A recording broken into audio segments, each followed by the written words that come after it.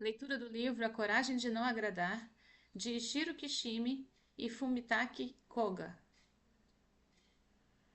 Sigmund Freud, Carl Jung e Alfred Adler são os gigantes no mundo da psicologia. Este livro é uma destilação das ideias e dos ensinamentos filosóficos e psicológicos de Adler na forma de um diálogo narrativo entre um filósofo e um jovem. As teorias de Adler têm ampla base de aceitação na Europa e nos Estados Unidos e apresentam respostas simples e diretas à seguinte questão: como ser feliz?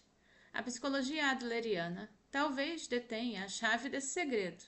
Agora vamos acompanhar o jovem e nos aventurar além da porta. Na periferia da cidade milenar vivia um filósofo que ensinava que o mundo era simples e que a felicidade estava ao alcance de todos. Certo dia, um jovem insatisfeito com a vida foi visitar o filósofo para conversar sobre o assunto.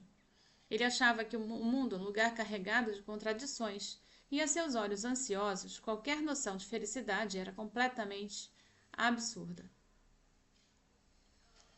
O jovem diz: Você acredita mesmo que o mundo é um lugar simples? E o filósofo diz: Sim, este mundo é espantosamente simples, assim como a própria vida. O jovem diz: Este é um argumento idealista, ou você está falando de uma teoria viável. Ou seja, está dizendo que todos os problemas que você, eu ou qualquer um enfrenta na vida são simples? Sim, sim, isso mesmo. Tudo bem, mas me deixe explicar por que decidi fazer essa visita. Primeiro, eu quero debater esse assunto com você até me dar por satisfeito e depois, se possível, quero fazer você refutar sua própria teoria.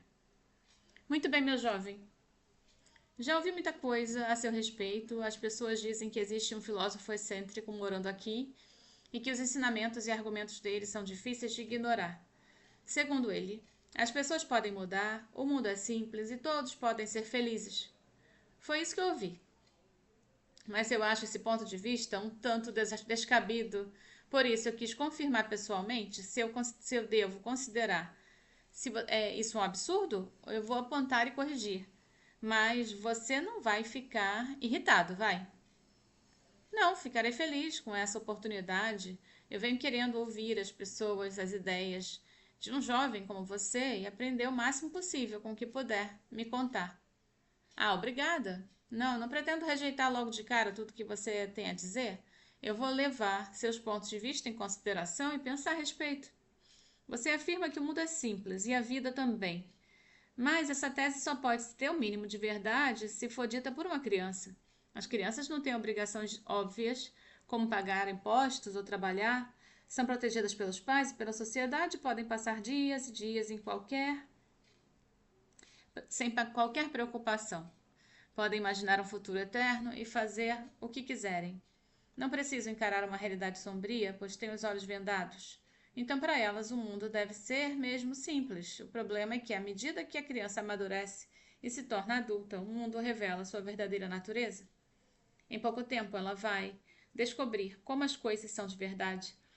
Sua opinião vai mudar e ela passará a ver apenas impossibilidades. Aquela visão romântica acaba sendo substituída pelo realismo cruel. Entendi. Interessante. E o jovem continua. E isso não é tudo. Quando crescer, a criança vai se envolver em relacionamentos complicados e receber todo tipo de responsabilidades. É assim que a vida será para ela no trabalho, em casa ou em qualquer papel que assumir na sociedade. Eu nem preciso dizer que ela se conscientizará de vários problemas sociais que não compreendia na infância, como a discriminação, a guerra, a desigualdade. Quando se der conta dessas coisas, não será capaz de ignorá-las. Estou errado? Soa correto para mim.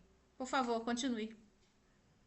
Se ainda vivêssemos numa época em que a religião predominava, a salvação poderia ser uma opção, porque os ensinamentos divinos eram a verdade do homem e significavam tudo. Só precisávamos obedecer aos ensinamentos e, consequentemente, tínhamos pouco em que pensar. Mas a religião já perdeu o poder e agora não existe mais essa crença real em Deus.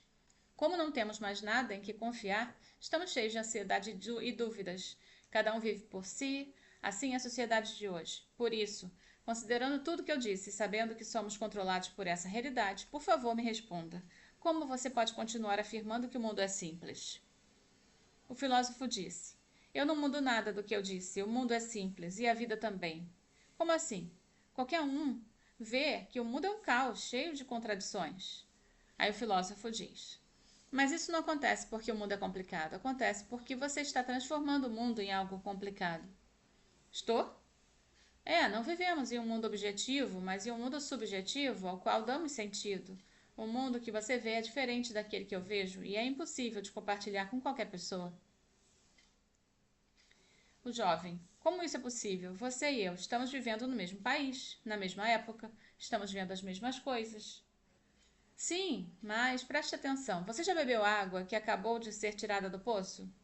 Sim, faz muito tempo. Havia um poço na casa da minha avó no interior. Eu lembro que eu gostava de beber aquela água fresquinha nos dias quentes de verão. Então o filósofo continua. Você já deve saber que a água de poço permanece praticamente o ano inteiro na mesma temperatura, 18 graus.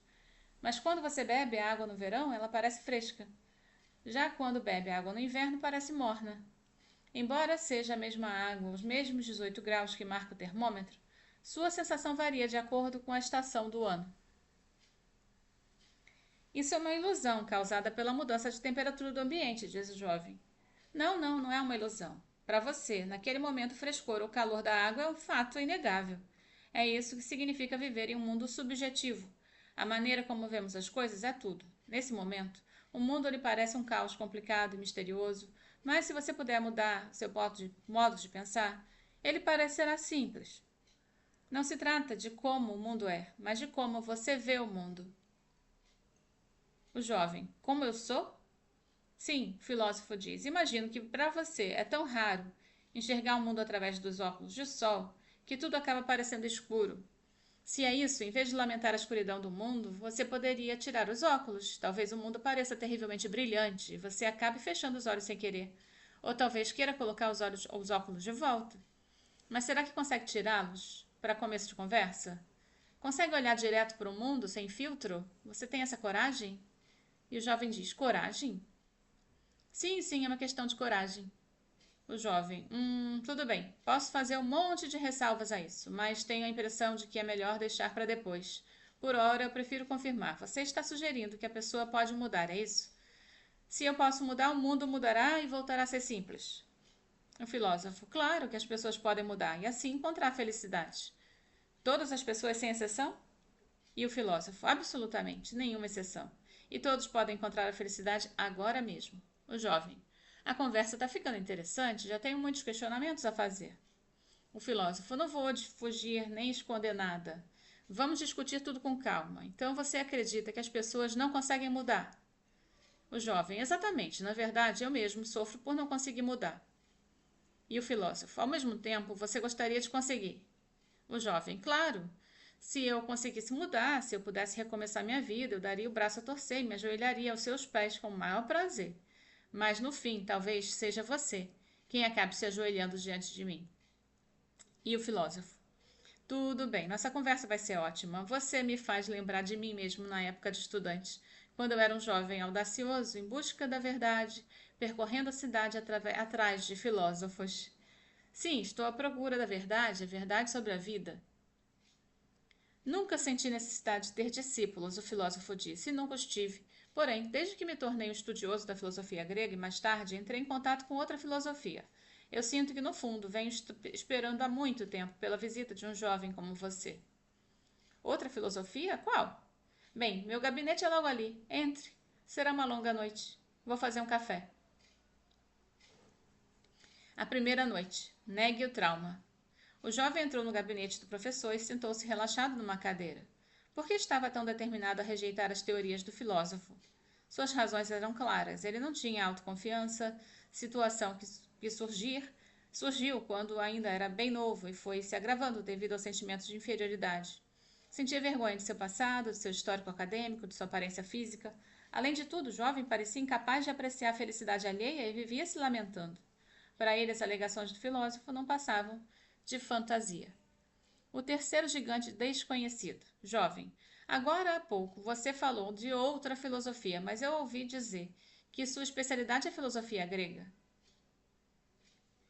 Sim, a filosofia grega tem sido fundamental na minha vida desde a adolescência, sobretudo os grandes pensadores como Sócrates, Platão, Aristóteles. Atualmente estou traduzindo uma obra de Platão e espero passar o resto da minha vida estudando o pensamento grego clássico. Então, qual é a outra filosofia? Bem, é uma escola de psicologia criada pelo psiquiatra austríaco Alfred Adler no início do século XX. Costuma ser chamada de psicologia adleriana ou psicologia individual. Nunca imaginei que um especialista em filosofia grega se interessasse por psicologia. O filósofo: não conheço bem os caminhos percorridos por outras escolas, mas eu posso afirmar que a psicologia adleriana está completamente alinhada com a filosofia grega e que é um vasto campo de estudo. Eu conheço um pouco da psicologia de Freud e Jung. É um campo fascinante. E o filósofo: sim, Freud e Jung são muito famosos. Adler foi um dos membros originais da Sociedade Psicanalítica de Viena, comandada por Freud. Suas ideias contrariavam as de Freud. Por isso, ele se separou do grupo e propôs uma psicologia individual, baseada em suas teorias originais. Então, Adler foi discípulo de Freud. Bem, não foi. Muita gente pensa isso, mas está errado. Precisamos desfazer essa ideia. Em primeiro lugar, Adler e Freud eram mais ou menos da mesma idade e estavam em pé de igualdade como pesquisadores. Quanto a isso, Adler foi bem diferente de Jung, que reverenciava Freud como uma figura paternal. Embora a psicologia costume ser associada apenas a Freud e Jung, Adler é reconhecido como um dos três gigantes nesse campo de estudos. E o jovem: entendi. Eu deveria ter estudado mais a respeito dele. Sim, é natural que não tenha ouvido falar de Adler. Como ele mesmo disse, pode chegar o tempo em que ninguém lembrará mais do seu nome. As pessoas podem até esquecer que nossa escola chegou a existir. Mas ele não se importava com isso. Então, queria dizer que se suas teorias fossem esquecidas, seria porque suas ideias haviam superado os limites das áreas de estudo e se tornado comum. Uma sensação compartilhada por todos. Por exemplo, Dale Carnegie, que escreveu o best-seller Como Fazer Amigo e Influenciar Pessoas e Como Parar de Se Preocupar e Começar a Viver, referiu-se a Adler como um grande psicólogo que dedicou a vida a pesquisar o ser humano e suas habilidades latentes. A influência de Adler está claramente presente em todos os textos de Carnegie. Grande parte dos conteúdos dos 7 hábitos das pessoas altamente eficazes, de Stephen Covey, lembra muito os ideais de Adler. Em outras palavras, em vez de ser uma área de estudos delimitada, a psicologia adleriana é aceita como um ponto culminante das verdades e do entendimento humano. No entanto, dizem que as ideias de Adler estavam 100 anos à frente de seu tempo e até hoje não conseguimos compreendê-las plenamente, de tão revolucionárias que foram. Então, suas teorias não se desenvolveram apenas com base na filosofia grega, mas também na psicologia adleriana. E o filósofo: isso mesmo. Ah, tudo bem, mas você é filósofo ou psicólogo? E o filósofo: sou filósofo, vivo na filosofia. Para mim, a psicologia adleriana é uma forma de pensamento alinhada com a filosofia grega. Isso é filosofia. E o jovem: certo. Vamos começar. Bem, sigo no próximo vídeo.